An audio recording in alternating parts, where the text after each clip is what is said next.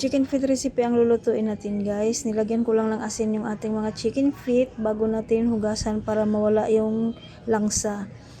Ating ilaga na rin. Lagyan ko lang ng konting asin at dahon ng laurel. Habang nilalaga natin yung ating chicken feet, magawa tayo ng sauce. Ayan, maglagay tayo ng toyo. Maglagay rin tayo ng ketchup. Then, oyster sauce. Haluin lang natin. Tapos maglagay tayo ng brown sugar, paminta, garlic powder, onion powder. Mix muna natin. Haluin lang muna natin hanggang sa matunaw yung ating mga nilagay na pampalasa. Ayan, okay na to. Natunaw na yung mga powder niya. Itabi muna natin. Antayin lang natin maluto yung ating pinakuloang paa ng manok. Antay tayo guys. Yan, i-prepare na natin yung ating harina na gagamitin natin mamaya sa pagprito ng ating mga chicken feet. Yan, naglagay lang ako ng garlic powder, onion powder, at saka yan, paminta natin. Lagyan din natin ng konting asin. Yan. Haluin lang natin para makombine lahat ng ating pampalasa. Ayan, antayin na lang natin maluto yung ating pinakuluan na chicken feet. Tabi muna natin ito. Ayan guys, luto na yung ating chicken feet. Atin nang iprito. Ayan, coat muna natin dito sa harina. Ayan. Then, ayan. Tayo na natin.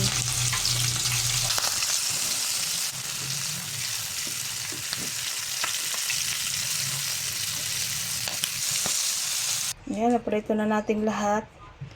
Ayan, sunod na tayo sa ating next step. Naglagay lang na tayo ng konting mantika. At maggisa na tayo ng ating bawang. Pagsabayin na natin ang ating sibuyas at luya. Tapos, ibalik na natin ang ating mga chicken feet na naprito na kanina.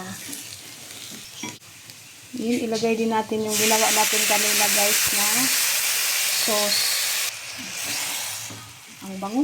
Ayan guys, kaya natin pinirito yung ating mga chicken feet para hindi siya madurog habang hinahalo natin dito. Hindi kakalas yung laman niya. Maglagay lang din ako ng konting calamansi juice guys para mawala yung langsa.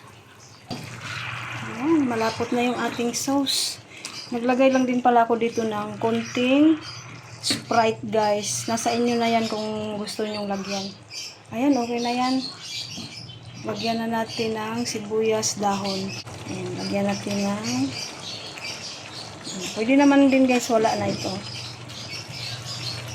Ayan, lagyan din natin ng Orda Inarte.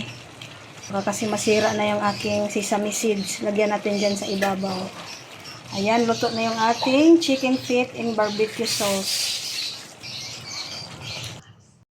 Ayan guys, naglagay lang ako ng siling labuyo. Pwede nang hindi lagyan kung ayaw nyo ng maanghang. Masarap kasi ito pag may anghang ng konti.